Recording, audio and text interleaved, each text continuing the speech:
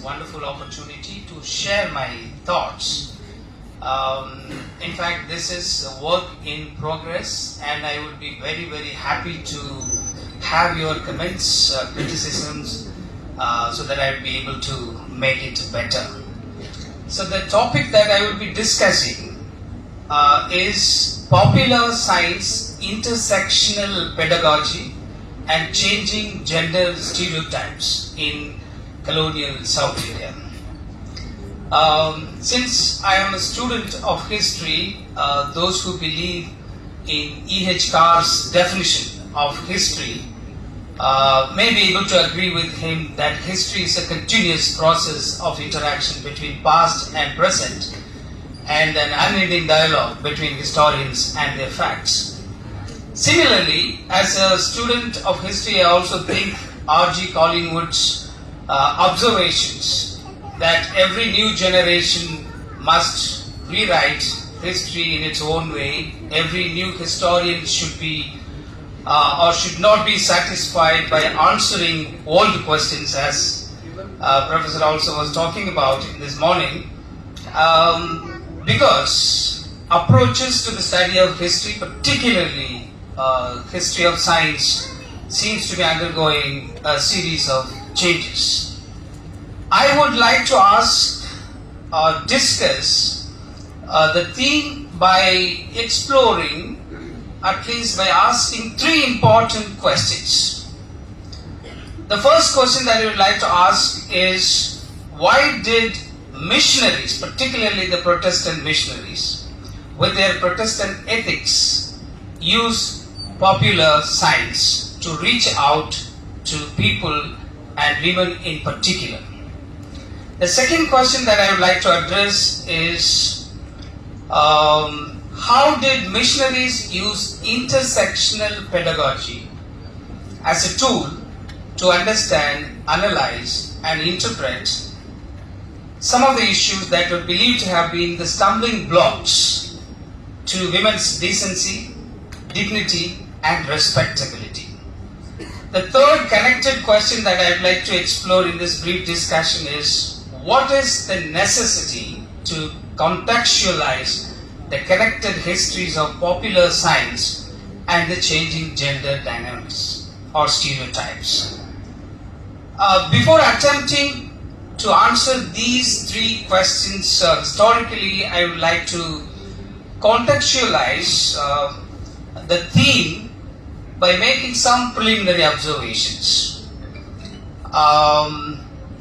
Recently, I found a very important article published by the Times of India on 28th January 1908 with a caption, "Lace Making, an Interesting Industry, Interests Shown by Queens."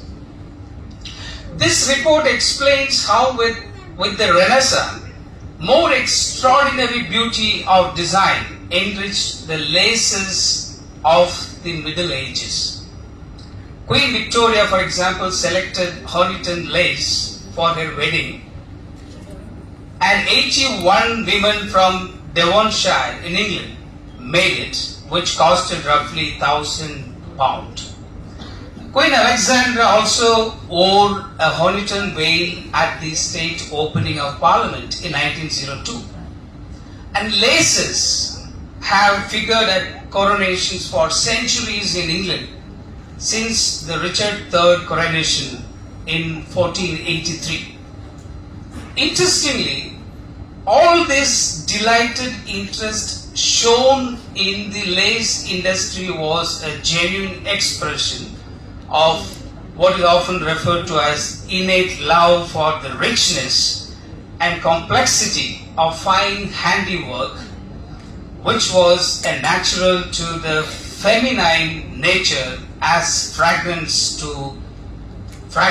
is to roses.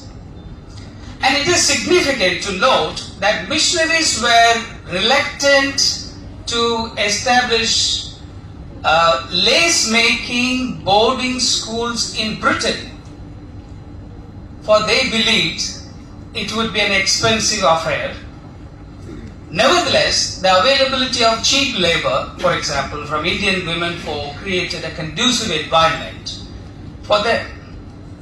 The economic feasibility and women's willingness to work further seem to have triggered the missionary desire to establish what I would call, or missionaries would prefer to call, popular science.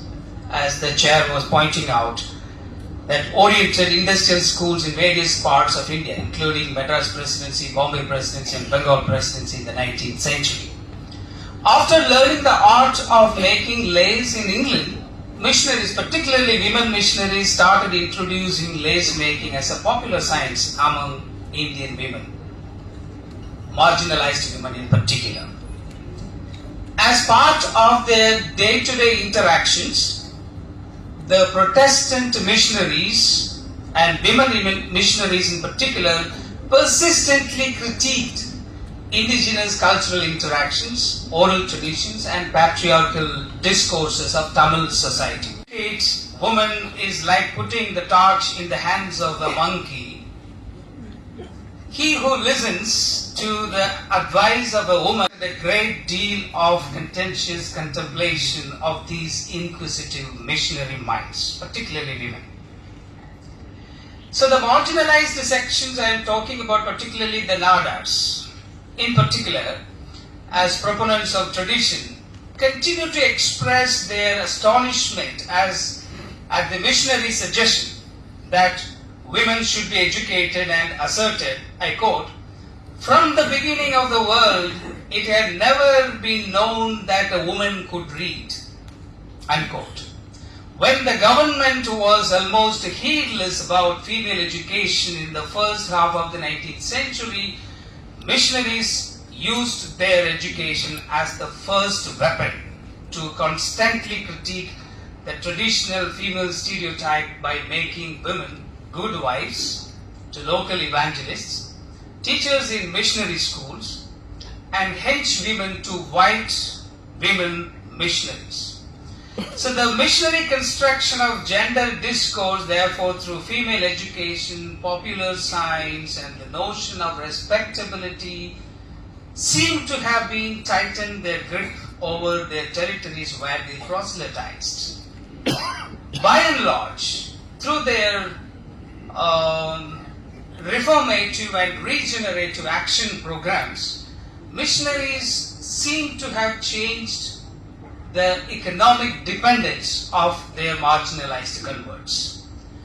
As Bernard S. Cohen argues, missionaries were successful in instructing the supposedly low-caste women admirers in European-style lace-making, which in turn aided the women to be revenue-generating workers to buy their freedom from their landlords who had extracted various forms of labor from them. And the missionary postulation, I think this is very, very controversial, which is debatable. There is a consensus among missionaries who often argue that caste loses its power whenever Christian industry takes its stand. So though such a simplistic postulation needs to be subjected to, I think, critical scrutiny for a variety of reasons. The first question, therefore, becomes very important. Why did missionaries with their Protestant ethics use popular science to reach out to people and women in particular?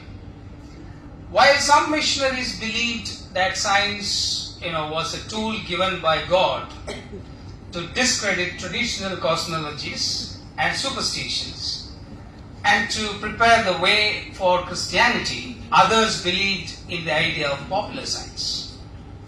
So my research tells me a very, very interesting thing. Though I am open to have new ideas from all the esteemed colleagues who are present here, it was an American scientist, J.W. Yeomans, who seem to have a fervent faith and missionary spirit, started a non-technical monthly, The Popular Science, as the chair was talking about, in 1872, with the objectives to popularize the idea of science, review scientific and educational progress among people, and advocate scientific reforms by teaching out to all sections of people. And the writings in this journal very interestingly emphasize the everyday life of Indian women, even though it was established in US, the characteristics of Indian domestic polity, the notions of social isolation among people, particularly women, subjugation of women, the seclusion of women, and the need for self-reliance among women through technical education, particularly through the popular science, a formal and informal way. So the writings in the popular science often emphasize the significance of artworks, including lace making. This is the thrust area that I would like to emphasize in Europe, America, and India.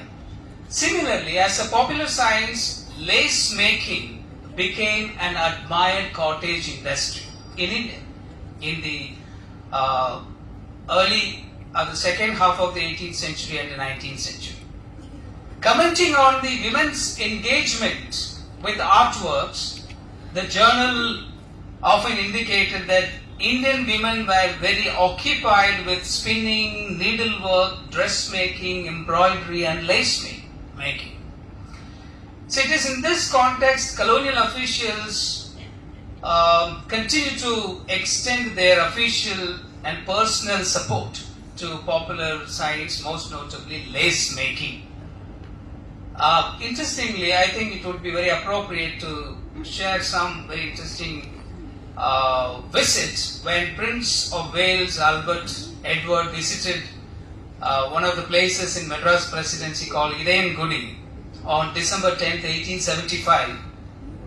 Girls or young women of Idayangudi boarding school presented him with the specimens of lace made in the school and a printed account of the history of lace making in Madras Presidency.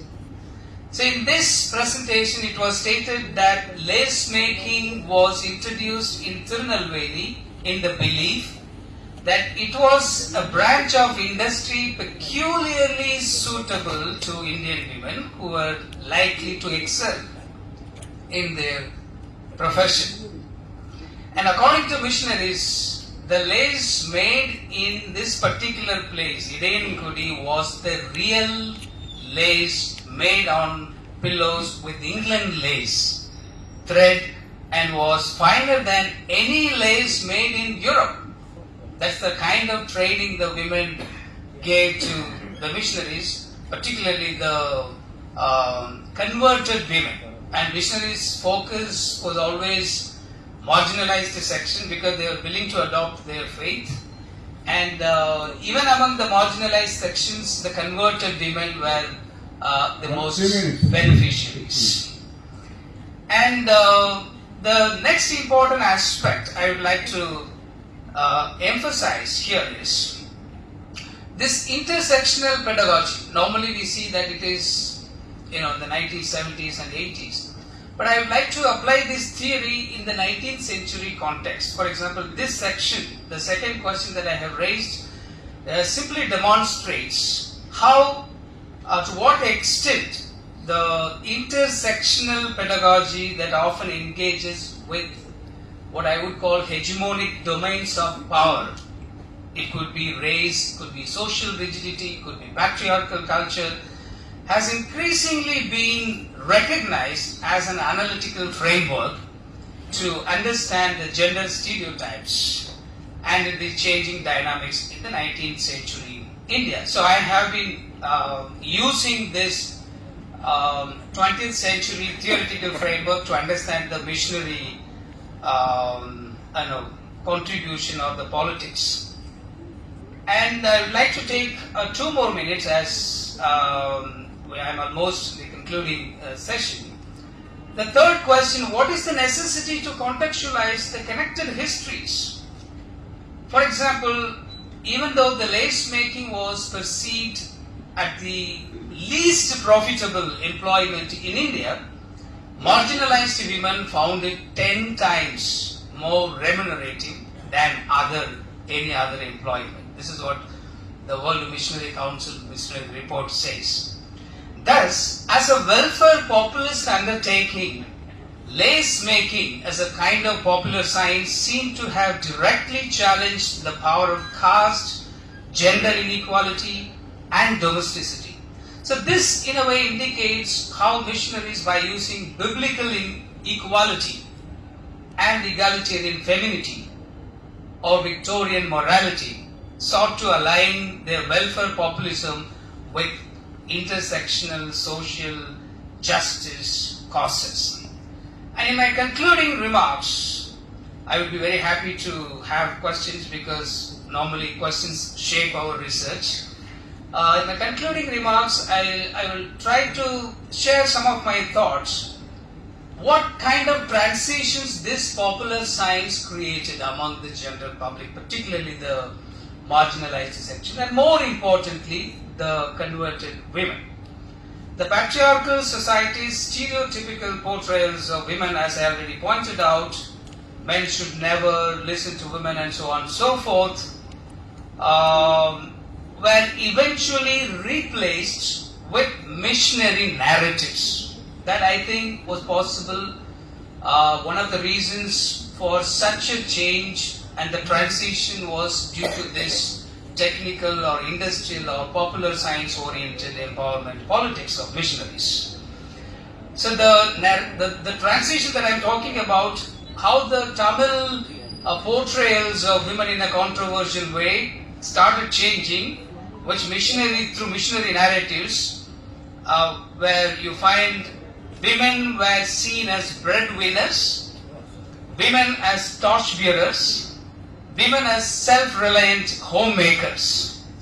Of course, these transitions are open to debate, and this is not something which I am concluding with, but this demonstrates simply how Protestantism and the spirit of welfare populism that created spirit of inquisitiveness for what is often, loosely called upward social and economic mobility among the marginalized sections, further accelerated them to reorient their femininity, domesticity, and gender relations significantly. Thank you so much.